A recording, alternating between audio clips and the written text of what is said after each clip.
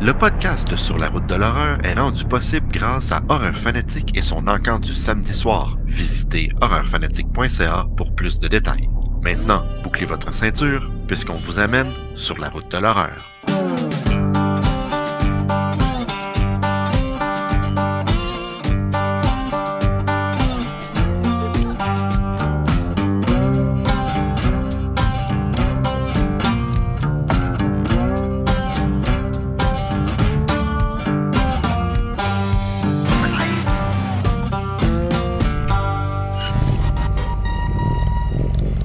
Hey, bonjour tout le monde, bienvenue à l'épisode 67 de Sur la route de l'horreur. Comme invité aujourd'hui, on a Jean-François Leblanc. Mais hey, je suis chanceux, j'ai deux co-animateurs que j'aime bien travailler avec qui connaissent vraiment ça, l'horreur. Je vous les présente, il s'agit de Daniel Leblanc de Horreur FM et de Martin Caron, grand fan de films d'horreur. Comment ça va les gars?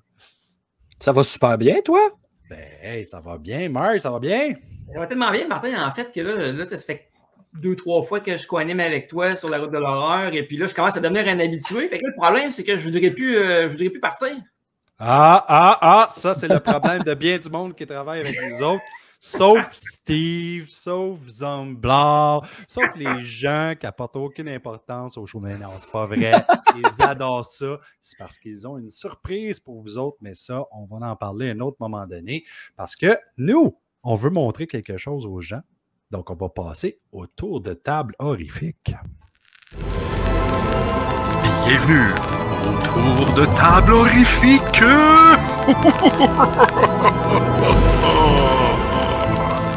Moi, je t'aime bien, Daniel, mais je veux quand même commencer avec Martin Caron. Je suis curieux de savoir qu'est-ce qu'il a.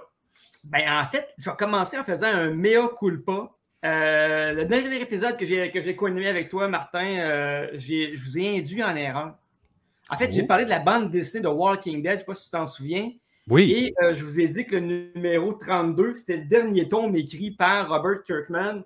Ben, oui. C'est faux, je me suis trompé dans le feu de l'action, j'ai dit n'importe quoi. En fait, c'est le numéro 33, épilogue, qui est le vrai dernier album. Maudit menteur.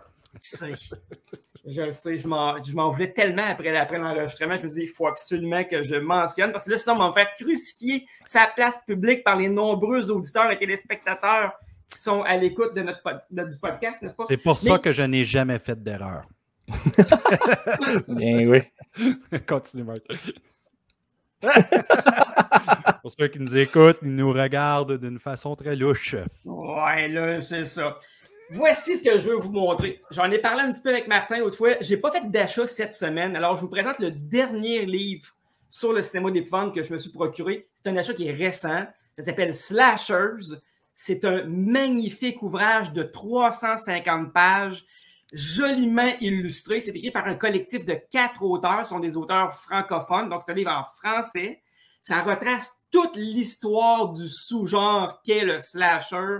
C'est vraiment une lecture fort agréable. En fait, c'est toujours une lecture qui est accessible. On n'entre jamais dans du gros jargon de langage cinématographique. Et ça retrace l'histoire là, du pré-slasher, je dirais, jusqu'aux films les plus récents, parce que c'est un livre qui a été publié très, très récemment, il y a quelques mois, ou je dirais quelques mois là, à peine. Donc, et il y a des dossiers là-dedans, un dossier sur les grandes sagas des slashers. Évidemment, Friday the 13, il passe, Halloween en a un, Scream a son dossier, I Know What You Did Last Summer, etc. Là, vraiment, là, si le slasher vous intéresse et que vous n'êtes pas effrayé par une lecture de 350 pages, il n'y a pas tant de texte, hein, parce que je vous le rappelle, il y a beaucoup, beaucoup, beaucoup de photos. C'est vraiment aéré et c'est rempli de commentaires. J'aime ça comment tu dis qu'il n'y a pas beaucoup de texte, mais c'est petit de même. Oui, c'est sûr. Mais je veux dire, ça se lit quand même bien. C'est une lecture qui est prenante, intéressante, pertinente. C'est rempli de petites histoires, de commentaires critiques, mais ça ne se prend jamais trop au sérieux. C'est écrit avec humour également.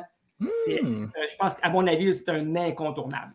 Voilà mon un livre de slasher, c'est sûr que c'est intéressant. Daniel, c'est à ton tour. OK, ben moi, vous le savez, je suis tout le temps rendu au village des valeurs. Puis là, ben, je me suis ramassé une coupe de films. Je me suis ramassé Ants avec Suzanne Summers puis Robert Foxworth. Je l'avais vu d'ailleurs au Village des Valeurs. Ah ouais? Ah. Ouais. Ben, c'est moi qui l'ai ramassé. Ben, c'est pas grave, je l'avais déjà. Ah, bon. Ça, j'ai trouvé ça toute la même journée. Premièrement, Near Dark, édition Anchor Bay en DVD. Après ça, Evil Dead, une édition que je n'avais pas, parce que j'aime ça collectionner les Evil Dead. Plus j'en ai, plus je suis heureux. Tu me rappelles combien de Evil Dead que tu as, Daniel? Ça dépend. Est-ce qu'on inclut Evil Dead 1, 2, le remake? Juste le 1, mettons. Juste le 1, je pense que je suis rendu à 7-8. Là. Bon. As-tu la version limitée avec qui avait comme 2 DVD dedans? Là? Je me souviens plus. La version ultime, là? Ouais. Dans un... ouais, je l'ai. Wow. Je l'avais ramassé au Walmart à 20$. Ah, ouais, wow. Hey, aujourd'hui, ça vaut une fortune sur eBay, cette affaire-là. Return of the Living Dead. Ouais. Je l'avais déjà, mais mon chum Yolin ne l'avait pas. Godzilla The Final Wars, qui est, si je ne me trompe pas, le Godzilla le plus fou qui existe, parce qu'il est réalisé, là, corrigez-moi si je me trompe, par le gars qui a réalisé Versus, qui est un film, je pense, de zombies assez fucké. Ensuite, je me suis ramassé Silent Rage avec Chuck Norris. Mais ça, qui est pretty much... c'est pas épeurant, ça. Non, mais c'est comme un slasher. C'est comme genre Chuck Norris qui se prend contre Michael Myers. Pas de masque. Oui, puis c'est la seule incursion de Chuck Norris dans le fantastique ou même dans l'épouvante. Ben, il y a eu Hellbound en 95, fait par Canon, mais c'était vraiment pas bon. Effectivement. Et finalement, moi, je suis un fan de requins. Puis quand j'ai vu ce beau bas de pyjama, j'ai pas pu résister. Fait que c'est des requins puis du fish and chip. Oh God, c'est tellement bon. Hey, merci beaucoup, Daniel. C'est des beaux achats. C'est pas pire, hein? Sauf que j'ai de mauvaises nouvelles à t'annoncer. Ah, tu vas souvent au Village des Valeurs. Mm-hmm. OK, tu vas probablement à chaque jour. Presque. Mais il y a un jour que tu as manqué. Je ne sais pas qu'est-ce qui est arrivé, mais ils ont amené un lot de DVD et de Blu-ray que je ne pensais jamais voir au Village des Valeurs, puis je vais malheureusement te le montrer. J'ai trouvé The Stuff de Arrow. Village des Valeurs, là. Village des Valeurs. J'ai trouvé Stage Fright de Blue Underground. Je ne sais pas. Honnêtement, ce que je vais te montrer, je ne savais même pas que ça existait, mais Dr. Giggles. Ah ben oui. Ouais. En Blu-ray? Uncut Limited Edition en C'est Blu-ray. qui sort ça? Pour moi, il y a quelqu'un qui est mort qui a donné son lot à Village des Valeurs. Dracula has risen from the grave. Chillerama. C'est bon, ça. Moi, je pense que la meilleure histoire, c'est celui du sperme géant. Ben oui. Un Scream Factory qu'on ne voit il pas est fun, souvent. celle-là. Cellar Dweller puis Catacombs. Catacombs, c'est pourri, par exemple. Et Ghost House Witchery. Oh, what? T'as trouvé ça au Village des Valeurs? Quel jour? 4,99 chacun. Wow. Et ça, c'était ma blague de la journée. C'est faux. J'ai pas trouvé T'étais ça au mieux, Village des j'étais Valeurs. comme, voyons donc. Hey! Je voulais tellement te faire peur. Je dis, crime, ça va être Ben, c'est mon comme, je tour, fais des là. trouvailles de fou, mais pas des affaires de même. J'ai déjà trouvé du Scream Factory, par exemple, mais en DVD. Ouais, c'est ça. Moi aussi, j'en ai déjà vu quelques-uns, mais j'hésite toujours. Je les achète pas parce que je veux te laisser. Oh, t'es fin. Ça me fait plaisir, je t'aime. Oh. Hey, l'invité qu'on a, c'est un réalisateur. Bon, un réalisateur, il fait tout ce qu'il a à faire dans le cinéma. C'est quelqu'un de la région du Québec, la province du Québec. Et c'est Jean-François Leblanc. Je vais vous dire, Jean-François obtient son diplôme en études cinématographiques de l'Université de Montréal en 2007. Il doit avoir à peu près 58 ans. C'est pas vrai, Jean-François, là. Il scénarise, réalise ensuite les courts-métrages L'Enfargé, 12 hommes en tabarnak et Ordinaire, qui feront tout le tour de plusieurs festivals à travers le monde. Jean-François passe par la suite du côté de la web-série avec l'écriture et la réalisation de Le Pool, une série de 24 épisodes qui s'étalonnera sur 3 saisons.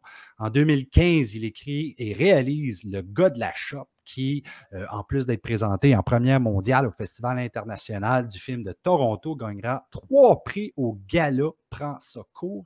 Il sera sélectionné dans plus de 20 festivals internationaux. Hey, on ne parle pas un 2 de pique là, à soir. Là. Il retourne au web en 2018 en tant que réalisateur de la web-série La Reine, écrite par Marjorie Armstrong et diffusée sur le site web de Télé-Québec. La série remporte le prix de la meilleure web-série au Festival de la fiction de La Rochelle. Il se retrouve en compétition pour la meilleure série digitale au Cannes Série à Cannes et aux Gémeaux. En 2020, Connexion en cours remporte le prix meilleure web-série diversité culturelle Toronto Webfest et une nomination au 35e prix Gémeaux meilleure web-série comédie.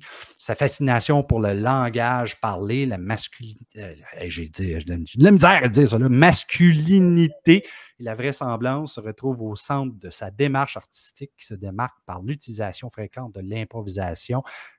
Jean-François, tu nous entends en arrière, mais moi et Martin Caron, on a fait de l'impro pendant très longtemps. Tout comme le court-métrage Le Prince de Val-B.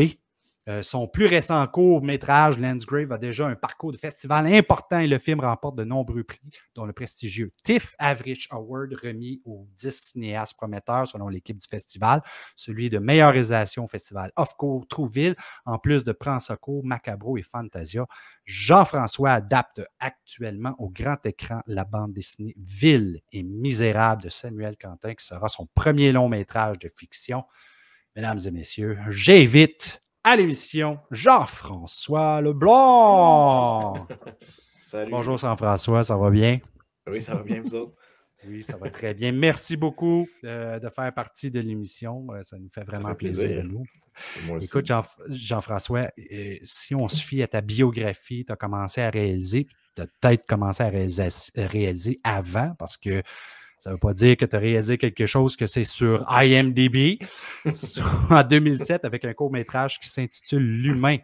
Un film qui raconte l'histoire d'un homme qui découvre une créature dans le placard de son nouvel appartement. Peux-tu nous décrire un peu ton expérience en tant que réalisateur pour, je crois, la première fois? Oui, ben ça, c'était à l'université. Fait que oui, j'ai réalisé des trucs là avant, tu sais, avec du montage in caméra, là, avec ta mini DV que tu coupes, puis que tu reprends, puis que ton ami fait 8 fois en même take, puis c'est pas un acteur. Tu sais, des jeunes de 19 ans qui font des adultes de 50 ans, là, c'était ça notre casting. Tu sais, c'était une époque des adultes à cet âge-là. Ouattatata, finalement. Oui, c'est ça. Puis maintenant, c'est ça, c'est mon premier film. Puis c'est drôle parce que moi, je suis quelqu'un de quand même très timide à la base, mais je l'étais encore plus à l'école. Puis, je n'étais pas game de réaliser. Je me sentais trop timide, puis j'étais toujours le preneur de son. Puis, la dernière année de mon bac, lorsque le prof a demandé c'est qui veut faire un projet, qui veut porter un des 5 projets, j'étais sur un lendemain de brosse. J'avais fini de boire à 5 h du matin la veille. Le cours était à 9 h. Fait que j'étais comme un peu chaudasse encore. Fait que tout à coup, j'avais plus d'inhibition. J'ai levé ma main. J'ai proposé un projet, ça a été accepté, puis on a gagné le prix du meilleur film cette année-là, puis ça m'a comme donné un petit coup de « Hey, t'es capable peut-être de faire ça », puis ça m'a aidé en fait, mon métier m'a aidé à m'éloigner un peu de la timidité, je l'ai encore, mais ça m'a quand même, ça m'a permis de m'émanciper, puis tout, mais c'était vraiment, je pensais que je ne serais pas capable de m'adresser à une équipe, finalement ça s'est super bien passé, mais c'était très absurde là, mon film, c'est ça, c'est un gars qui déménage dans son appart, puis il trouve un gars qui est juste assis dans son garde-robe. Puis il dit que c'est un humain. Il dit, j'ai trouvé un humain chez nous. Fait que là, on comprend que dans leur monde, un humain, c'est pas eux autres. C'est comme bien qu'un gars dans un garde-robe, puis il sait pas comment s'en débarrasser. Il est juste là, il fait rien. Là. Il est juste assis. Il fait juste gosser la nuit, il gosse un peu avec le linge. Finalement, le moyen de capturer, c'est qu'il s'achète une penderie, puis il le met devant. Fait que lui, il s'en va dans la penderie. Puis il dompe la penderie dans un champ. L'humain, il est tout seul dans un champ. C'était comme... C'est une bonne idée, par exemple. Puis, tu sais, on parle d'idées originales, là, puis ensuite, tu as fait un court-métrage qui s'intitule L'Enfargé, puis qui raconte l'histoire d'un homme qui se retrouve avec une maladie peut-être reliée à son accident dans les escaliers roulants. Dis-moi donc, comment tu as trouvé une idée aussi farfelue puis en même temps aussi originale? Ben moi, comme grand anxieux dans la vie, j'ai peur de la mort. Plus je vieillis, c'est moins pire. Avec des enfants, on dirait que ça permet d'avoir un peu moins peur de ça, mais ça m'a toujours fait peur, ce concept-là de comme tu déconnectes le fil, tu ne vois plus rien, c'est fini, puis tu n'es plus là. Tu sais. Je voulais faire un film là-dessus sans faire un film super déprimant en noir et blanc que tout le monde pleure. C'était pas ça l'idée. C'est comme j'étais tombé en plus dans les escaliers du métro. J'avais eu une cicatrice. Puis ça me rappelait un peu la cicatrice dans The Fly de Jeff Goldblum lorsqu'il y a comme le. C'est quoi, c'est une lame de rasoir qu'il y a dans le dos? C'est quoi, je m'en souviens? C'est du poil. Il y a comme des poils de mouche qui poussent, puis ça avait. Non, ça avait coupé. Attends une minute. Ça avait coupé quelque chose. Barbe ou quelque chose de même, je me rappelle. C'est ça. Ça me rappelait ça. Puis plus cette idée-là, je me suis dit que ça serait drôle sur un film qu'un gars tombe dans les escaliers mécaniques, puis finalement, ça part pas, puis il commence à se sentir bizarre. Puis finalement, il apprend qu'il va devenir un escalier un moment donné. Sauf que je sortais de l'université, j'étais un petit peu. Tu sais, quand tu étudies en cinéma, tu es très. Tu te fais juste faire. Il t'impose un peu des grands films, des grands classiques. Tu sais. Puis on dirait qu'à un moment donné, tu penses que c'est ça que tu veux faire. Puis je me pensais bien arrogant un peu. Puis j'avais décidé de ne pas trop expliquer c'était quoi. Fait que le film a plus ou moins marché parce que sur, mettons, 10 spectateurs, il y en avait peut-être 2 qui comprenaient c'est ça qui y arrivait parce qu'il ne disait jamais qu'il allait devenir un escalier. C'était juste des petits indices ici et là. Avec le recul, j'ai comme dit, boy, j'aurais peut-être dû. Ça aurait été le fun que le monde comprenne c'est ça qui arrive parce que c'est ça la joke du film. Tu sais. Tu peux pas tout le temps faire un film que le monde va aimer. Je me trompe-tu ou il y a comme un petit côté Cronenberg là-dedans? Oui, vraiment, tout à fait. Là. C'était peut-être pas conscient, mais ça m'a tellement influencé quand j'étais petit. La mouche, je dis la mouche parce que je l'écoutais doublé en français quand j'étais petit, c'est ça. Ça m'avait tellement marqué, ça m'écœurait tellement. Ben, ça a remarqué, je pense que ça a marqué Martin, je pense que ça a marqué Daniel un petit peu. Là, Daniel, dis-moi pas que tu l'as pas vu. Moi, non, je l'ai vu. JF, on remarque que la comédie, c'est ton dada, parce que si on va sur IMDb, des comédies, tu en as fait un shitload. Pourquoi est-ce que tu as choisi majoritairement de faire des histoires humoristiques? Je sais pas, j'ai toujours quelqu'un qui était, depuis que j'étais petit, j'aimais ça faire des blagues et tout, puis je consommais beaucoup de comédie, puis c'est un style qui est comme l'horreur un peu, c'est pour ça, c'est bizarrement, c'est 2 trucs que je fais souvent, mais que je fais souvent vers lesquels je retourne, puis c'est le fun parce que c'est les seuls films où tu as une réception du public qui est tangible, tu sais, lorsque tu fais une comédie, si ta blague est drôle, le monde rit, fait que ça, c'est un thrill quand même, tandis que si tu fais un drame, tu ne sais pas que le monde ne file pas présentement. Tu ne peux pas aller leur demander, puis tu trouves ça triste. Puis t'as-tu broyé? Oui, c'est ça, exact. Même chose avec l'horreur. Moi, ça dépend qu'est-ce que tu fais comme horreur, mais vraiment que tu as des moments plus horrifiques ou des jumpscares et tout, mais tu vois les gens comme réagir. Fait que, ce côté-là est vraiment le fun. Puis avec la comédie, mais il y a quelque chose de très punché et tout là-dedans, mais c'est ça, je me promène, j'en ai fait beaucoup pendant un bout. Là, il y a 3-4 ans, ce que je n'ai pas fait. Mes 3 derniers, je n'avais pas, mais c'était pas ça. Mais il y avait quand même toujours un peu de comédie dans ce que je fais. Je peux pas m'empêcher. Même quand j'ai fait Landgrave, qui est un film d'horreur, on pouvait pas s'empêcher de faire des blagues là, au travers de ça. Il fallait qu'il y ait de l'humour noir parce que c'est comme ça que je suis. Puis c'est pour ça que mon premier long, c'est une comédie. Il fallait que je fasse une comédie, on dirait. Est-ce que tu dis... Ah, vas-y, Martin. En fait, moi, je remarquais qu'il y a plusieurs de tes œuvres qui ont été primées, hein, qui ont été soit nominées dans des festivals ou qui ont gagné littéralement des prix. Est-ce que le fait que tu as beaucoup de tes œuvres qui ont été primées, ça t'impose une espèce de pression supplémentaire sur celles qui s'en viennent? Un petit peu. Tu sais, comme en 2015, c'était la première fois, quand j'ai fait le gars de la shop, c'était la première fois que j'avais des subventions pour tourner. Déjà, ça, c'était comme, j'étais bien heureux de ça parce que il fallait que je me démerde avant ça tout le temps. Là, tout à coup, j'avais des sous. Puis le film, était là en première mondial au TIFF. Le TIFF, c'est quand même un top 10 mondial. C'est assez gros. Fait que moi, je me disais, hey, ça va aller full bain après. Mais le film n'a pas fait de festival pendant 3 mois après. Puis j'étais sûr que mon prochain film, ça allait super bien marcher. Mais on n'a pas eu tout le financement. Fait que j'ai fait avec la moitié du cash. Fait que ça m'a comme... C'est ça, ça m'a créé je me suis mis une pression de me dire, il faut que je fasse des films de même après. Mais ça, justement, je pense que ce crash-là m'a permis de faire comme, faut que tu t'adresses aux Jean-François de 14-15 ans aussi qui tripaient sur les films. T'sais. Puis depuis ce temps-là, j'ai recommencé c'est pour ça que je suis retourné vers l'horreur un peu plus. Ma démarche n'est plus la même. Je suis moins dans le... Avant, j'avais une esthétique très documentaire, c'est ça, beaucoup d'impro et tout. Maintenant, je m'amuse avec les codes là, qui me faisaient triper quand j'étais jeune. Là, hey, JF, on va arrêter sur ça. On va continuer les questions après, mais parlant de questions, on va y aller avec les questions rafales. Est-ce que notre invité saura répondre aux questions rafales?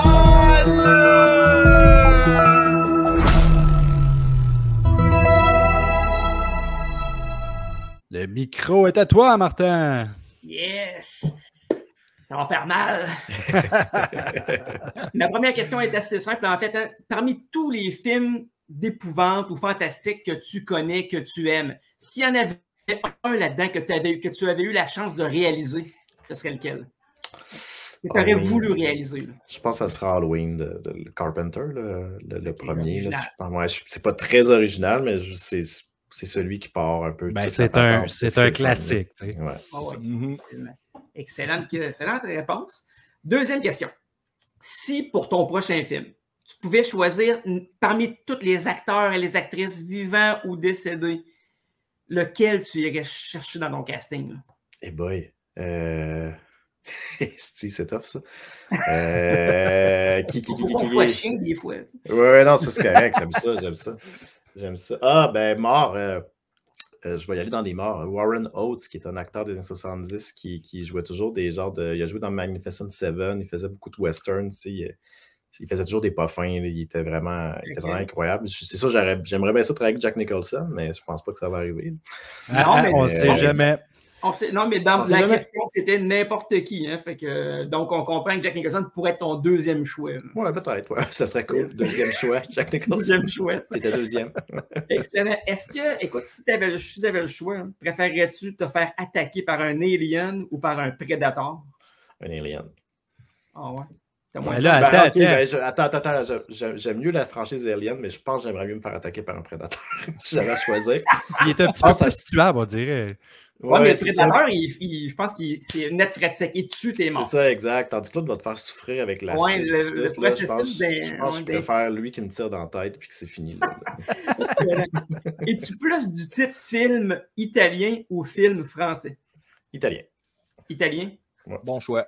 Ouais. Et là, ma prochaine question n'est pas inspirée par ton décor, parce que je ne l'avais pas vu avant de l'écrire, mais si Letterface du film de Texas Chainsaw Massacre devait te tronçonner, préférerais-tu qu'il te tronçonne sur le sens de la longueur ou sur le sens de la largeur? Largeur, je pourrais survivre, je pense. À largeur, j'aurais au moins le dos du corps, j'aurais encore ma tête, tandis que ici, je peux plus voir en 3D. Tu serais comme Kenny, puis tu ferais du skateboard avec ton corps. C'est ça, mais exact. Je pourrais aller en skate, aller voir des films, tandis que ça vertical, c'est un peu... je suis pas sûr, il me se passe ben, tu pourrais aller voir 2 films, ça. Ouais, c'est vrai. C'est vrai. Ouais, mais tu verrais plus en 3D, par exemple. Non, c'est ça. Tu as le choix maintenant de te faire posséder par un démon ou de te faire enlever par des extraterrestres. Les extraterrestres. Ça me fascine depuis que je suis petit. C'est sûr, je voudrais juste savoir ce qui se passe parce que tous les films nous disent qu'ils nous mettent de quoi dans le cul, mais je pense pas que ça arriverait. Ça m'étonnerait que ça soit ça leur go-to, là, fait que je serais bien curieux de voir. Dans leur checklist, il y a sonde anal. Oui, c'est ça. Si tu étais lutteur professionnel, quel serait ton nom de lutteur? White Snake, mettons, vu que c'est mon nom de famille, c'est blanc. Il y aurait peut-être de quoi, là. Il y a peut-être un lien avec Jack the Snake Roberts. Peut-être, c'est ça. C'est ça le lien que je me suis fait dans la tête. Excellent. Ton film de zombie préféré, Jean-François? J'aime beaucoup City of the Living Dead de Lucio Fulci. Je trouve ça bien fun. C'est plus avec les regards. Là. Ils ont tellement peur que le monde en meurt. Là. Je trouve ça fun comme idée. C'est pas tout réussi, mais je l'aime bien, celui-là. Il y a quelques scènes absolument fantastiques là-dedans aussi. Et la dernière question, mais non la moindre, c'est un classique sur le podcast sur la route de l'horreur. Est-ce que tu es plus du type Freddy ou Jason? Ça dépend à quel âge tu me le demandes. Quand j'étais ado, c'était Jason, mais maintenant, j'aime mieux Freddy. Quand j'y réécoute, là, j'aime mieux Freddy. C'est quoi la raison? Ben, je trouve qu'il y a tellement d'inventivité dans les Freddy. C'est sûr, ça s'essouffle à un moment donné, mais il y a toujours de quoi. Il y a une gimmick vraiment plus intéressante que le gars qui tue du monde dans le bois. Là. À un moment donné, il se ramasse dans l'espace. Ouais. Mais j'ai une affection très particulière pour les Jason que j'ai vus des millions de fois en français. On les connaît par cœur, surtout les pires. Je dis on parce que c'était un de mes amis et moi qu'on dit. Attends, Jeff, c'est quoi ton P. Jason?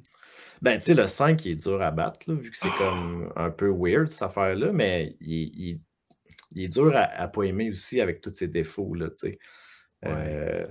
Mais je pense que c'est le 5 que j'aime le moins quand même. OK, là, c'est correct. Je pensais que tu étais pour dire Jason Goes to Hell, j'aurais été content. Ah ouais, celui-là aussi est un peu rough, là. Ouais. Mais je pense que le 5 est quand même quelque chose, là. Mais quoi qu'il est drôle. L'Anticlote, on en rit un peu moins, peut-être. Je sais pas. Ouais, C'est OK. difficile, c'est difficile. Le 5, je pense que le fait que ce soit un copycat, ça ne doit pas aider beaucoup à ce qu'il soit apprécié par les fans. Si t'aurais remplacé le copycat par le vrai Jason, ça aurait été un bon Jason. Moi, je suis... Je sais pas si vous avez déjà fait l'équation, mais les films se passent toujours 5 ans plus tard que celui Ouais, d'avant. je sais. Ça... On est éternellement dans les années 70. Logiquement, vers le 6, il serait censé être en 2022 à peu près, mais non. C'est pour ça qu'au 10, ils ont comme fait fuck off, on va dans le futur. On a parlé avec Adam Marcus, le réalisateur de Jason Goes to Hell, puis il nous dit, vous avez-tu remarqué que Jason, Vendredi 13, 1 et 2, ça se passe 2 semaines plus tard, sauf que le jeune Jason qui sort du lac, il est rendu adulte dans l'autre, je suis comme... Non, j'avais jamais pensé à ça. On va revenir à l'entrevue. Excuse-moi, Jean-François. Hey, t'es pas seulement réalisateur, mais tout comme beaucoup de cinéastes que je connais, tu es aussi écrivain, éditeur, acteur, producteur, puis j'en passe. Pourquoi est-ce que tu as décidé de toucher à tout? Et c'est quoi ta position favorite dans la production d'un film? Ben, j'ai touché à tout parce que j'avais pas de subvention avant, fait que je m'occupais de tout, là, je produisais, je me ramassais par monter parce que c'était plus simple et tout. Mais maintenant que je peux en vivre, je me sens, c'est vraiment sur un plateau puis en salle de montage que je me sens mieux. Fait que c'est vraiment le type de réalisateur que j'aime le plus. Mais je pourrais jamais arrêter d'écrire par contre. C'est sûr que comme mon premier long, c'est moi qui l'écris. Mais je réalise des trucs que j'ai pas écrits. T'sais. Alors que écrire des trucs que je réalise pas, c'est une autre affaire. Ça, c'est. C'est le cinéma d'auteur, finalement. Ouais, ben j'aime ça. J'aime ça me dire que oui, quand même. J'aime ça garder ma petite signature là-dedans et tout. Puis quand tu fais les deux, mais c'est sûr que tu écris en sachant que c'est toi qui le fais. Ça c'est le fun. C'est pas la même écriture pantoute, là. As-tu déjà travaillé sur quelque chose que tu n'as pas écrit? Que j'ai pas écrit, oui, L'Engrave, c'est pas moi qui l'ai écrit. La Reine, la web-série, c'était pas moi non plus. Puis là, le dernier cours que j'ai fait, qui est en train de se terminer là, ça aussi, c'est pas moi. C'est Charles Dionne qui a écrit Jusqu'au déclin, le film québécois Netflix là, qui est sorti. C'est un des 3 scénaristes. Ouais, c'est le fun, ça aussi. C'est vraiment plus facile en montage. Tu fais comme, non, ça sert à rien, ça. Oups, je l'enlève. Tandis que si c'est toi qui l'as écrit, ta petite ligne, tu vas la garder, tu sais. Est-ce que tu es en train de me dire que c'est plus facile de travailler sur un film que tu n'as pas écrit? Je pense que oui. Oui, mais je ne vais pas m'empêcher d'écrire mes films, mais je pense que c'est plus facile parce que tes décisions sont plus faciles à prendre, d'après moi, après ça. Là.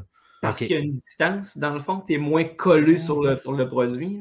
Oui, c'est ça, exact. Je dis ça, mais en même temps, il y a un autre côté que, moi, je veux respecter beaucoup ce que les scénaristes ont écrit. Fait que, des fois, il y a peut-être des scènes que moi, j'aurais pas écrites de cette manière-là, mais je veux pas commencer à faire comme, hey, ça devrait être ça qui se passe à la place. Mais c'est mon travail d'élever ce produit-là à quelque chose de bon. Fait que ça me dérange pas plus. Mais moi, je pense que c'est plus facile de réaliser de quoi que j'ai pas écrit. Ouais. OK. Ta filmographie contient vraiment un gros nombre de courts-métrages. Est-ce que c'est simplement parce que tu préfères le format du court-métrage ou parce que c'est vraiment difficile de lancer une production de long-métrage? C'est vraiment parce que c'est difficile de faire des longs. C'est comme là, le long, ça fait 6 ans qu'on est en écriture. Oui, ben, ça a été des demandes de subventions pour écrire. Après ça, là, on a été payé pour l'écrire. Là, c'est des demandes de subventions pour le tourner. Fait que rien que ça, il y en a 2 par année, des dépôts. Fait que, quand tu calcules, ça finit par être super long, tout ça. Tu as des refus, il y en a qui disent oui, l'autre dit non, t'attends. Fait que il faut être tout l'argent. Tu peux pas tourner avec la moitié du financement. Fait que c'est sûr, j'aimerais ça, rien que faire des longs. J'aimerais bien ça. Mais une fois que tu en as fait un, habituellement, ça va bien après. À moins que tu te plantes. Ouais, c'est ça. Je m'en allais justement dire ça. Est-ce que vous avez retourné au bureau pour plusieurs fois, comme tu me parles de refus? Pour le long, en écriture, on l'a eu vraiment à la dernière chance qu'on avait, parce que c'était quand même un truc weird, c'est une comédie fantastique trash. Là. C'est pas des trucs qu'on fait beaucoup au Québec, fait que les institutions, c'est sûr qu'ils étaient frileuses un peu au début. En production, je vais faire une histoire courte, il faut que tu aies de l'argent du Canada puis du Québec. Au Canada, c'est Téléfilm, au Québec, c'est la SODEC. Téléfilm a embarqué tout de suite. Mais le Québec est toujours il y a toujours un jury sur 3 qui nous aime pas, mais il y en a 2 qui nous aiment beaucoup. Puis il faut avoir un consensus pour passer.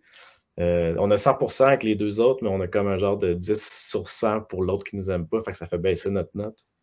C'est ça qui nous bloque là, présentement. Là. Tu me permets, Martin? Vas-y, Marc, oui. Ce que tu viens de dire, Jean-François, ça m'a fait réfléchir à quelque chose. Est-ce que c'est plus difficile au Québec de produire des longs métrages ou même des courts métrages à la limite, mais de genre? Ah oui, ben là, je sens une ouverture. Là. Je pense qu'avec Les Affamés puis Turbo Kid, il y a comme de quoi qui a ouvert un peu les institutions. Ah, il y a peut-être de l'argent à faire avec ça, tu sais. Fait que je pense qu'il commence à. Puis c'est surtout que c'est niaiseux de ne pas en faire parce que ça coûte pas cher, puis ça peut faire de l'argent, tu sais. En plus, là, avec. Tu sais, je sais pas s'ils s'en rendent compte, mais sur Netflix, il y en a partout, là, tu sais. Le truc, là, les Fair Trilogy, tu sais, ça a marché au bout. Tu sais, Stranger Things, c'est rendu de l'horreur, là, on s'entend. Là. Oh oui. Fait que, tu sais, c'est mainstream, là, c'est plus. Puis je pense qu'ils le savent maintenant, là, les institutions. Là. Ils ne le savent pas encore, je trouve, moi. On Non, dirait c'est très lent, c'est très lent. Ils hésitent beaucoup, beaucoup. Il y a beaucoup de drames qui sortent, qui sont québécois. Puis, tu sais, moi, les drames, c'est pas mon affaire, OK? Comme vraiment pas. Mais je ne comprends pas pourquoi que ça a toujours besoin d'être un drame ou une comédie au Québec. C'est vrai que c'est pas un genre qui... Tu sais, nous, quand on se l'est fait financer, notre cours, le monde, wow, un film d'horreur. Je suis comme, ben oui, ça se fait. Puis c'est le même budget en plus, ça coûte pas plus cher qu'un drame. Là. C'est pas qu'on. Ça dépend c'est quoi ton film, là, mais. Je suis d'accord. Écoute, c'est quoi?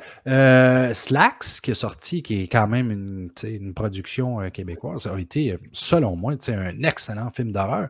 Et ça, même si c'est l'histoire d'une paire de pantalons qui tue du monde. Je veux dire, c'était original, le personnage était intéressant. Je veux dire, c'était bien fait. Je me suis bien bidonné. Puis... Sinon, on a eu Brain Freeze. Brain Freeze, ça. voilà. Aussi, ben oui. Tu as eu la chance, par contre, d'être l'un des réalisateurs sur Witchcraft, Motion Picture Company Presents Horror Anthology Volume 1. Et on le sait, les anthologies, souvent, c'est plus facile de faire quelque chose pour une anthologie parce que ça coûte moins cher, c'est des courts-métrages. So, conte-nous un petit peu comment on t'a approché, comment ça s'est déroulé. Ben ça, en fait, c'est mon cours. C'est Landgrave a vraiment beaucoup fonctionné. C'est vraiment mon plus grand succès. Là. Ça, on est presque rendu à 60 festivals. Je pense qu'on a fait 57, 58. Puis beaucoup de festivals de genre là-dedans. Puis le réalisateur, c'est un truc documentaire sur Netflix qui s'appelle Amanda Knox, qui est comme un true crime de 2 épisodes, je pense. C'est un film en fait. Elle avait vu le film, puis il a vraiment aimé ça. Puis il a dit, moi, je veux sortir une anthologie de courts-métrages d'horreur. Fait qu'il a juste acquis le film. Fait que c'était pas prévu, là. Tu sais, je veux dire, c'est pas comme, tu vas faire cette partie-là de l'anthologie. Fait que moi, mon film était déjà fait, tout fini. Fait que il a juste été cherché, là. Exact. Fait que je suis comme dans un package, mais c'est cool parce que ça a été présenté dans des salles aux États-Unis, puis c'est en streaming et tout. Fait que ça fait beaucoup de views, là. C'est le fun, ça fait beaucoup de visibilité quand même, là. OK. C'est une bonne affaire, par exemple. C'est de la bonne visibilité parce que les anthologies sont vraiment de plus en plus populaires parce que les gens, justement, ils savent que c'est quelque chose qui se fait facilement. Comme tu as dit, on va dénicher quelque chose un petit peu partout, mettons. Tu fais une anthologie avec ça, bang, tu as un long métrage, tu sais. Même si c'est une anthologie, tu sais, ça fonctionne quand même assez bien. Écoute, on va partir avec quelque chose qui est le n'importe quoi de Daniel Leblanc. All right, here we go. It's time for n'importe quoi d'horreur. N'importe quoi de peur. N'importe quoi on the road of the terror. Daniel, c'est à toi. Oui, donc moi aujourd'hui, pour mon n'importe quoi, je me demandais vraiment de quoi vous parler. Puis j'ai décidé de vous parler du site internet Letterboxd, Letterboxd. Il n'y a pas de I. Mais c'est une plateforme genre réseau social qui est pour les tripeux de films. Fait que c'est vraiment, tu vas là-dessus, puis tu rentres ce que tu as écouté comme film. C'est tout simple que ça. Mais ça peut aller plus loin. Parce que là, tu peux noter les films, tu peux dire la journée que tu l'as écouté, tu peux écrire une petite critique, puis tu peux mettre des tags, mettons, pour te retrouver un peu, comme ce film-là, je l'ai regardé en DVD. Ce film-là, je l'ai regardé sur Netflix. Fait que, mettons, tu peux voir tout ce que tu as regardé sur Netflix, puis classer tes visionnements. C'est vraiment super pratique. Tu peux faire des listes. Tu peux faire des listes classées. Fait que tu peux faire genre un top 10. Fait que moi, mettons, quand je fais mon top 10 annuel, qui est des films que j'ai regardés tout au long de l'année, pas nécessairement des films exclusivement de l'année, ben je les rentre là-dedans, puis ils sont tous là. Les gens peuvent voir, peuvent commenter, parce que tu peux commenter en plus les critiques des gens. Fait que c'est super le fun. Puis tout le monde a un profil, tout le monde a sa page. Sur ta page, tu peux mettre tes films favoris. On peut voir tes dernières écoutes, tes critiques les plus populaires. Puis c'est vraiment super pratique parce qu'il y a des gens qui vont te conseiller des films. Des fois, tu vas tomber sur une liste quelconque parce que tu viens de regarder un film. Puis sur la liste, sur la page du film, il y a différentes listes qui vont apparaître que des gens ont mis ce film-là dans la liste. Fait que tu peux voir des films. Tu peux trouver des films qui sont similaires à ce que tu viens de regarder. Fait que c'est super pratique pour trouver du stock, s'en faire conseiller. Puis il veut pas. Moi, j'ai ma chaîne YouTube. Fait que j'essaye de me faire un petit peu de visibilité. Fait que, tu sais, mettons, je fais une critique vidéo. Ben, je vais quand même la poster sur Letterboxd pour faire comme, tiens, voici ma critique. Attends, t'es en train de dire qu'on peut mettre de la vidéo sur Letterboxd? Non, mais je mets le lien, mais tu peux cliquer dessus. OK. Mais à mettre de la vidéo, ce serait encore meilleur. Daniel, est-ce que tu peux classer tes films par année de sortie, par exemple, ou bien par réalisateur? Oui, tu peux tout voir ça. Tu peux. Il y a un forfait payant qui est, je pense, c'est 25 $ canadiens par année.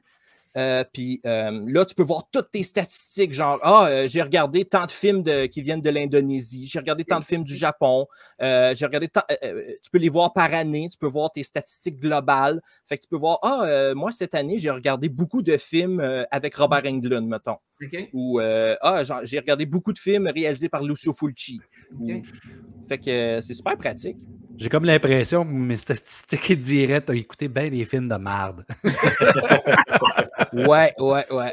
Mais c'est ça, parce que tu peux voir et tout tu peux voir tes notes. Fait que, mettons, tous les films que tu as notés, passer de 1 demi-étoile à 5 étoiles. Fait que tu peux tout voir tes classements. Tous ceux que tu as donné 5 étoiles, tous ceux, et ainsi de suite. Fait que tu peux. Martin, probablement, lui, il y aurait beaucoup de demi. Mais non, attends, je les aime, ces films de marde-là. Là. Ça ne veut pas dire que je leur donnerais comme 5 étoiles, mais tu sais, j'aime ça. Tu peux-tu faire de l'argent avec ça? Letterboxd, je pense pas encore. Ben, okay. peut-être un mané, là, mais la plateforme, moi, ça fait depuis 2016, 2017 que je suis dessus, puis je l'adore comme. Chaque fois que j'écoute un film, je le rentre là-dedans. Parce qu'en plus, ce qui est pratique, c'est que tu peux voir les films que tu as vus. Fait que, tu sais, mettons, moi qui va souvent au Village des valeurs, des fois, je fais comme, je l'ai-tu vu ce film-là ou est-ce que je le possède? Tu sais, oui, j'ai mon application de collection dans mon téléphone, mais des fois, un n'est pas dans l'autre. Tu sais, des fois, j'en oublie. Fait que ça, c'est super pratique pour ça aussi en plus, là. Et toi, tu es jeune, parce que des gens comme moi qui s'en vont sur 46, on oublie qu'on a vu des films. Et si tu le réalises seulement, genre, après la moitié du film, je pense que je l'ai vu, ce film-là, je suis pas sûr. Surtout les films de Marc que tu as vu juste une fois. Ouais. Genre 5 ans, je ne sais pas. Hey, merci beaucoup, Daniel. Ça fait plaisir. Vous vous inscrirez, c'est le fun. Allez voir Daniel. Ça va être super intéressant. Tu as combien de films à ta liste, pour le fun? De films que j'ai regardés à date sur Letterboxd? Ouais. Là, ça vient de geler. Il faut que tu t'achètes un nouvel ordinateur. So, c'est le moment de dire, si jamais vous voulez commanditer Daniel Leblanc avec un nouvel ordinateur super puissant, genre Alienware, c'est ici que ça se fait. Écrivez-nous en privé et on va faire le message à Daniel. Ouais. Mais ouais, à date, j'ai rentré 1254 films, mais je ne les ai pas toutes critiqués, là. Des critiques, je peux savoir combien j'en ai écrit? J'ai 22 pages de critiques. 22 pages de critiques, ça veut dire combien? Mais tu sais, des fois, je pense qu'il y en a une vingtaine, peut-être. Quand même. Moi, ça serait probablement... Mais des fois, c'est 3-4 lignes. Là, c'est pas obligé d'être une critique super détaillée. Des fois, ça peut être une niaiserie. Il y en a beaucoup que c'est juste... Ils vont écrire une phrase du film ou ils vont juste écrire une petite remarque vraiment stupide puis ça pogne au bout, là. Moi, c'est drôle, je m'en allais justement dire ça. Moi, mes critiques, ça serait probablement c'est plate. C'est bon. C'est short and sweet. C'est cool aussi. Quand t'en fais des films, moi, je suis dessus. Fait que tu peux voir les critiques de tes films. Ça, c'est C'est pas toujours le fun, par exemple. J'ai vu des amis qui ont sorti des longs puis ils sont fait ramasser sur Letterboxd. C'est... Oh. Ah ouais. Mais il faut pas que tu regardes les critiques. Non, c'est sûr, c'est ça. Ben moi, je les ai regardés pour le fun. J'ai des bonnes critiques, fait que ça tant mieux, mais... Je pense Parce que qu'il faut que tu te détaches de ça un peu. Hein. Je pense qu'il Ouais, vraiment. faut que tu acceptes aussi que ça Ben ne plaît pas à tout le monde. Puis exact, c'est ça. Ouais. Parce Puis il y a que quand tu même l'as dit tantôt, JF, tu étais anxieux. Faut pas que tu regardes ça, c'est ça. Non, c'est ça. C'est pas Non, bon, mais quand ça. même, les gens dans le milieu québécois sont quand même bienveillants. Là. Je veux dire, c'est beaucoup des cinéphiles puis des gens du milieu qui sont là. Puis on essaie de pas trop se bâcher entre nous. Moi, j'ai rate même pas les films québécois, en fait. Je donne pas de notes. Je fais juste dire que je les ai vus. C'est bon. Je mets pas de notes juste pour... Je commencerai pas à taper sur un film que ça a pris 8 ans à faire. Là, Non, c'est vraiment Ouais. une bonne idée, tant qu'à moi. Hey, le BDiste et scénariste Samuel Quentin, ainsi que toi, avez travaillé depuis plusieurs années sur le scénario de Ville et Misérable. On en parlait tantôt. Si je ne me trompe pas, c'était 22 versions, c'est ça? On est rendu à 17. Excuse-moi, je me suis trompé. Christ d'Internet! Vous avez enfin reçu votre financement pour la production du long-métrage. À quoi est-ce qu'on peut s'attendre comme histoire? Ben là, probablement, il nous manque encore la moitié. Là. Il nous manque encore la portion québécoise du financement. Fait que on se croise les doigts. Là. C'est notre dernière chance la prochaine fois. Mais c'est une drôle d'histoire, en fait. C'est l'histoire c'est un démon qui travaille dans une librairie. Puis la librairie se retrouve dans un concessionnaire de chars usagés. Fait que déjà, c'est une prémisse très, très absurde. Là. C'est du fantastique, un peu tout ça. Fait que c'est ça, c'est un démon qui habite sur la Terre depuis comme... En gros, c'est là 2000 ans à peu près. Donc, pas le 300 ans, il y a eu une guerre entre le ciel et l'enfer. Dieu puis Satan se faisaient des pranks, puis ça a mal viré, puis ça a explosé ces deux affaires-là. Puis les démons se sont réfugiés sur notre planète en deltaplane. Puis bref, les démons, l'affaire, c'est que sont pas cool ou épeurants comme dans les films. Là. En gros, le personnage Lucien, il porte un costume un peu de spandex tout serré là, avec les cornes, mais ça, c'est sa peau. Fait que ce gars-là, il est juste heureux à l'Halloween parce qu'il passe inaperçu, mais le reste de l'année, il se fait persécuter un peu, puis les démons sont mal vus. Puis en plus, c'est un libraire parmi les vendeurs de chars. Fait que c'est le nerds outcast ultime. Puis il est toujours en tabarnak, bien sûr. Puis un autre détail, c'est qu'il ne peut pas faire de sexe de l'année parce qu'il n'a pas accès à son pénis. et juste au jour de la marmotte, une fois par année, il y a une fermeture éclair qui apparaît, puis là, il peut. Mais ça lui met tellement de pression que ça fait comme 30 ans qu'il n'a pas fourré. Fait que, bref, ça c'est la prémisse, là. Ça, c'est pas ça l'histoire du film, mais c'est notre personnage. Fait que ça vous explique un peu pourquoi le gouvernement québécois a fait comme « OK, c'est quoi ce film-là? » Mais là, je veux revenir à ce que toi t'as dit. Là. Vous avez eu la moitié. Vous n'avez pas eu l'autre moitié, mais que c'est votre dernière chance. Ouais, ben ça en fait... La façon que ça marche, c'est que normalement, au volet québécois, tu as 2 chances maximum, mais après ton deuxième refus, dans la 90% des cas, ils te donnent une 3e chance, une 4e des fois. Il y a Arsenault et Fils qui est sorti là, cette année là, de Raphaël Ouellette. Je pense qu'il était rendu à son 6e dépôt quand il l'a eu. Ah ouais.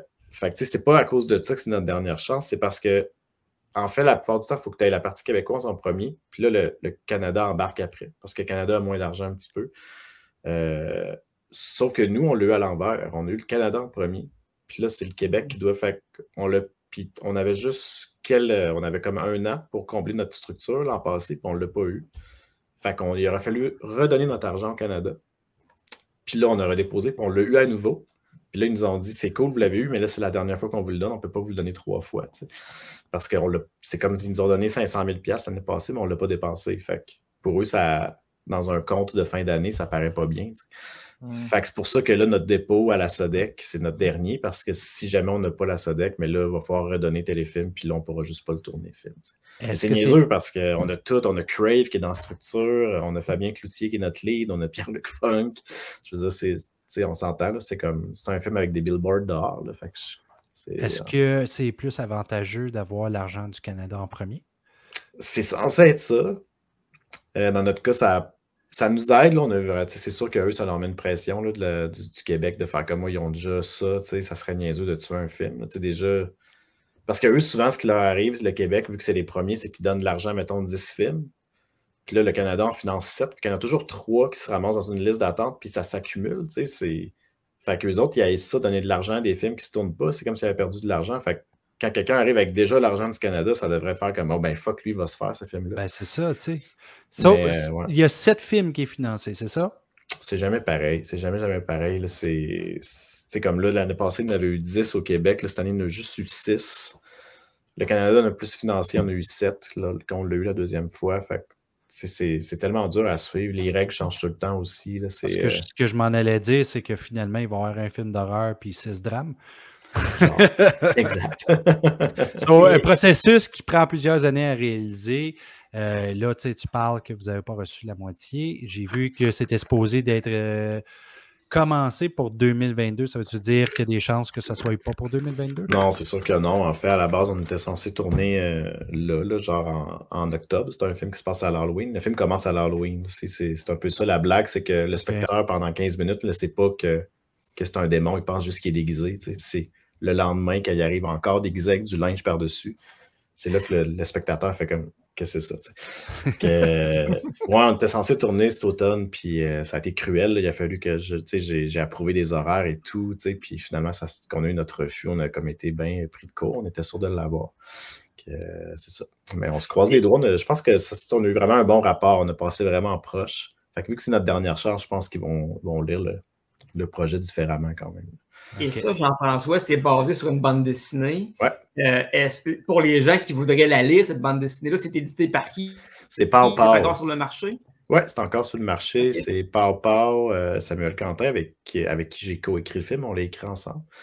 Ouais, ça se vend encore. Je pense qu'on est rendu à 3 rééditions. Là. Je pense que c'est un des plus gros succès de Pow Pow. C'est une BD unique ou c'est plusieurs tomes? C'est rien qu'une BD. OK. Ouais, mais là, je sais que l'auteur, ben, c'est ça, Sam, je travaille avec lui, puis il termine une BD, là, puis je sais que le personnage du démon, il veut le faire revenir dans sa nouvelle BD, peut-être. Là. OK. Un genre de spin-off. Ouais, exact. Non, une suite. On parle de suite ou on parle de requel, peut-être. Est-ce que tu as d'autres projets en tête pour le futur? Oui, ben j'ai déjà un deuxième long en chantier parce que aussitôt que l'Engrave a fonctionné, le scénariste et moi, on a fait comme... Nous autres, c'est notre première incursion dans l'horreur. On est des grands fans, mais on ne s'était jamais risqué à le faire. Puis là, on a vu que ça marchait, on a eu du fun à le faire.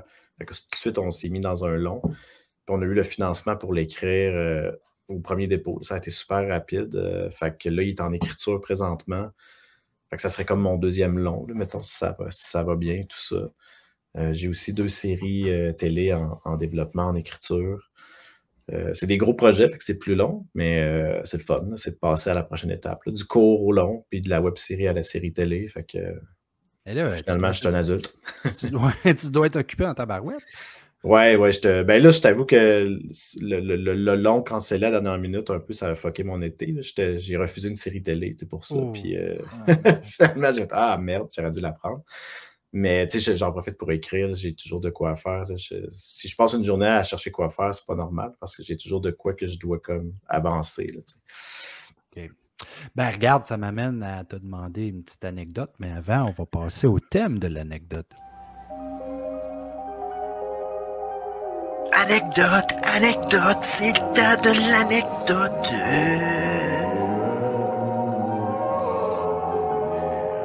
JF, as-tu quelque chose de croustillant pour nous? Oui, ben, s'il y a des gens qui ont vu l'Engrave, s'il y en a qui ne l'ont pas vu, ça va brûler un peu un punch, mais c'est pas grave.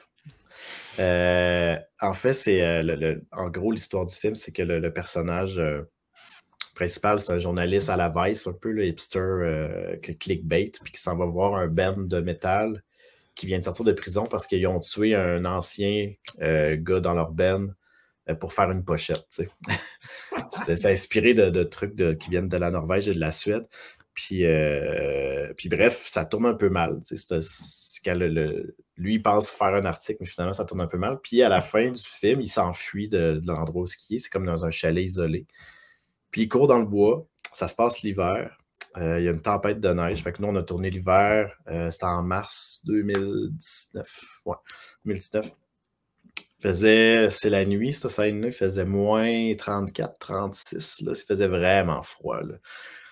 Puis, quand il s'enfuit, l'affaire, c'est qu'il est parti tellement vite qu'il est parti avec... il faisait sécher ses bas parce qu'ils avaient mouillé dans la scène d'avant. Fait qu'il est juste dans ses Vans, pas de bas.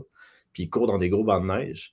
Puis, ben, c'est ce qui arrive. Ce qui devait arriver arrive. Il perd un soulier, puis là, il se blesse, puis il se fait une grosse blessure au pied, tu sais.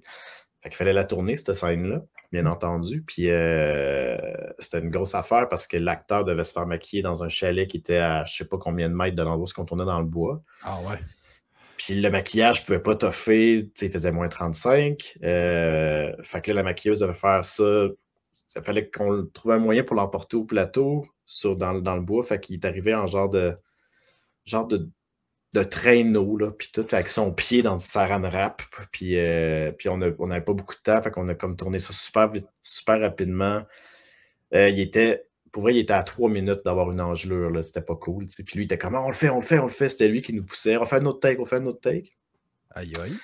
Fait que là, ça se fait, la shot est super belle, c'est super beau, on monte le film, puis là, on écoute avec les producteurs. Les producteurs font comme, hey, mettons qu'on le voit que le pied, on le voit pas, genre, puis qu'on l'apprend dans la scène d'après que son pied, il s'est blessé. Parce que dans la scène finale, il est en béquille, genre, à son bureau. T'sais. On fait, OK. Puis finalement, on l'a essayé, puis ça marchait super bien. Sauf que moi, je n'étais pas game après ça de dire aux comédiens, hey, la shot que tu as failli mourir, puis de perdre un pied, on ne l'a pas mis dans le film. Fait qu'il l'a appris, à la première de l'équipe, que je suis juste allé le voir, j'ai dit, je t'avertis, tu vas peut-être avoir un petit choc. Puis il pensait genre qu'il dit, donc je suis encore dans le film. Je suis comme, ben oui, j'ai fait l'acteur principal. Et après ça, il a trouvé ça, il est parti à rire vraiment fort pendant le film, en fait. Il a comme compris c'était quoi ce qui allait le choquer, mais tu sais, il comprenait et tout. Mais moi, je me rappelle en montage, j'étais comme, boy, je peux pas croire qu'on l'enlève, ce shot-là, ça n'a pas de bon sens. Oh non. Hey, écoute, c'est des histoires de tournage. J'ai fait des courts-métrages à n'en plus finir. Je sais, c'est des choses qui arrivent. Mais oui, c'est ça, exact. Qu'est-ce que tu veux pour faire quelque chose de meilleur? Tu essaies toujours de... Ça a dû être dur de l'éditer out dans ton cas. Ben oui, ben c'est des deuils. Là, moi, je dis toujours que t'écris, surtout quand t'écris, tu réalises. T'écris ton film, quand tu tournes, ben, faut que tu fasses ton deuil de ton scénario. Puis là, une fois que tu l'as tourné en montage, faut que tu fasses ton deuil de ta réal puis de ton scénario. Tu essaies de merger ça, les trois, puis c'est des deuils. Mais finalement, on capote, mais quand je l'écoute, le film, je m'en souviens même plus que ce shot-là. Puis là, je l'ai tellement accepté comme ça que il y a 2 scènes qu'on a enlevées du film, 2 scènes qui nous ont pris 2 jours à tourner, qu'on n'a même pas pris, puis qu'on aurait pu mettre le temps ailleurs. Puis j'étais bien fâché sur le coup des enlevés, puis finalement, le film est meilleur, puis je m'en souviens plus de ces scènes-là. Ben, je m'en souviens parce que je suis pas fou non plus, là. Je sais que je les ai faites.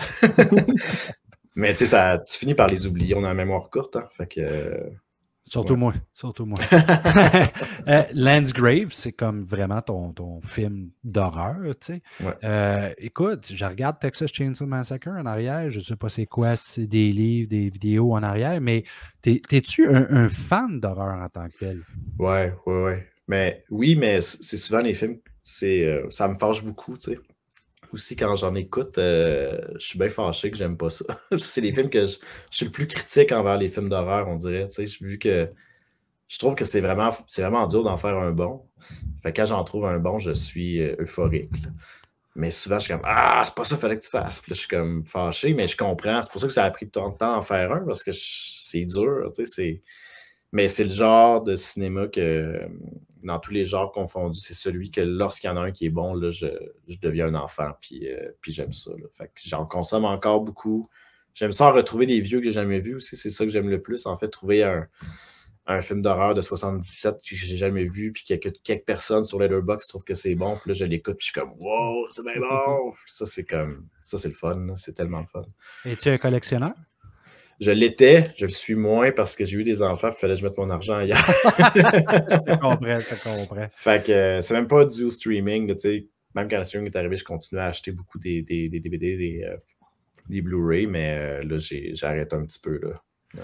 Là, ça, j'assume que Texas Chainsaw Massacre est un de tes films favoris, mais mis à part Texas Chainsaw Massacre, nomme-moi-en quelques-uns que tu aimes vraiment beaucoup, là.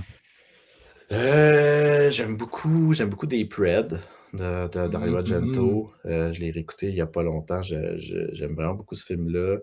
J'étais un gros fan de Blair Witch Project. J'aime beaucoup ce film-là. Désolé, j'aime pas ça. Ça, j'aime beaucoup ça. Après ça, ben, tu sais, les Carpenters, je suis même pas capable de les classer, je pense. C'est sûr qu'il y en a. C'est difficile. Il y en a que j'écoute moins. Je vais pas écouter comme autant. J'assume que ton favori, c'est Ghost of Mars. Oui, c'est lui que j'écoute le plus. Je l'écoute à tous les matins, en fait.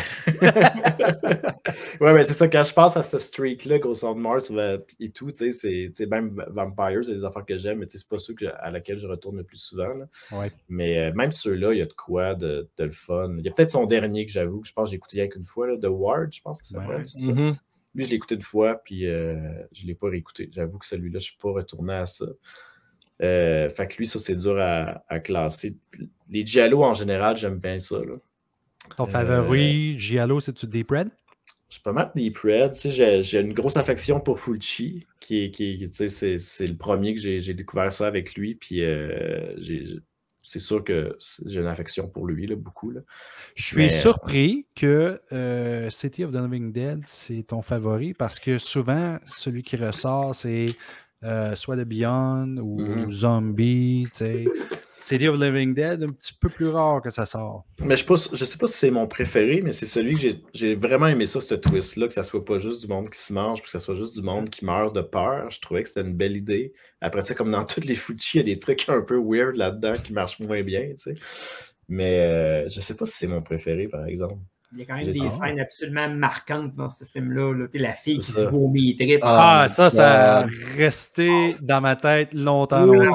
C'est spectaculaire. On dirait qu'il écrivait ses films en pensant à ces 7 pistes de trucs dégueulasses qu'il allait faire. Puis après ça, il dit comment je vais faire pour avoir un truc dans l'œil? Attends, un peu voir une porte à un moment donné. J'ai l'impression qu'il y a beaucoup d'Italiens qui ont fait ça, hein, parce que Joe D'Amato aussi, ses films sont comme centrés sur 2 ou 3 scènes très très fortes. Puis le reste du film est très. Ouais, c'est très slack, là, c'est comme, tu sais pas trop où ça s'en va, puis là, tout à coup, il y a ça, un zombie qui se bat avec un requin, là, je parle de Fulci. Là, mais... c'est pour ça que j'écoute du Bruno Mattei, si tu te trompes pas avec ça, tout est bon. Tout. Je voulais justement te poser la question, Jeff. Toi, pour les longs métrages, est-ce que tu préférais le marché américain ou le marché québécois-canadien? J'aimerais vraiment ça. Je ne vais pas me le cacher, j'aimerais vraiment ça. Travailler aux États-Unis puis que ça se passe là-bas, parce que ça serait plus facile, je pense. J'écoute le nombre de films que j'écoute dans une année que ça passerait jamais aux institutions ici. J'imagine juste le rapport de lecture des analystes là, des institutions qui disent ça marche pas ce film-là, puis qu'aux États-Unis, c'est un grand succès. Là. Après ça, je dis que ça serait plus facile. La compétition est vraiment hyper féroce. Il faut que tu sois plugué un peu. Fait je trouverais ça tough finalement, mais j'aimerais vraiment ça. C'est comme là, Landgrave a réussi à percer un peu aux États-Unis dans des festivals. Puis sur YouTube, on est genre à 90 000 vues sur Alter. Puis c'est sur beaucoup d'Américains. Puis je le vois que ça marche. C'est quand même un style qui est très proche d'un film américain. Fait que c'est sûr, ça serait un rêve là, je sais pas de tourner nécessairement là-bas, là, c'est pas ça nécessairement, mais que mon film se promène là-bas, j'aimerais vraiment ça. Ouais. De toute façon, les films des États-Unis sont souvent tournés au Canada, ça ne peut pas vraiment te tromper. Je veux dire, It était tourné en Ontario, on a visité les places et tout. C'était. Écoute, ils n'ont pas besoin d'aller aux États-Unis. Je veux dire, si tu es capable de percer américain, go for it. Regarde, si tu veux, je peux contacter Jason Blum puis lui demander si oui, vas-y. Oui. ça ou Wild Eye, mais je pense pas que Wild Eye t'aimerait ça parce qu'eux autres ils te diraient OK, pas de trouble, là 5000$, fais ton film. Oui, c'est ça. Non, mais jusqu'à tout récemment, finalement, ça n'a pas fonctionné, mais on était pour parler avec le producteur il avait fait Paranormal Activity 1, 2, puis le dernier, genre. Il a fait une couple de films, puis il est canadien, fait qu'on était comme en contact avec. Puis finalement, notre pitch, il a trouvé ça un peu weird, fait que ça a comme tombé à l'eau, mais il était intéressé quand même à ce qu'on fasse de quoi avec lui. Fait que tu sais, je pense que ça se peut, là. Ça se peut plus. Denis Villeneuve a ouvert des portes aussi, beaucoup. Là, le monde sont curieux des Québécois, puis c'est cool parce que Denis, c'est pas non plus comme il faisait des petits films cheap, là, il fait comme les films avec le plus de cash, pratiquement. Fait que je pense qu'il y a une confiance qui commence à se diriger vers le peuple de débrouillards qu'on est. Oui. Non, je suis d'accord. Hey, Ça passe vraiment vite le temps. Il reste juste 1 minute au show. Il va falloir que je ferme ça. Mais merci beaucoup, JF, d'avoir Merci à fait vous. partie de l'émission. C'était hyper intéressant. Écoute, je veux dire merci à Horreur Fanatique. Horreur Fanatique qui est notre commanditaire, qui fait des encans à tous les samedis soirs. Donc, JF, si jamais tu veux dépenser beaucoup d'argent et laisser tes enfants de côté, ben, c'est... Compte un DVD peut-être, tiens, prends-moi Ouais, le gars, je pense. c'est ça. On vous rappelle qu'on est sur Patreon si jamais vous voulez voir des extras. YouTube, Facebook, Apple Podcast, Google Podcast, Spotify, Balado Québec.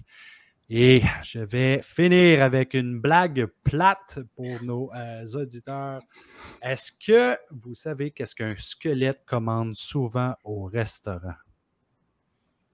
Non? Personne? Non. Des spare ribs.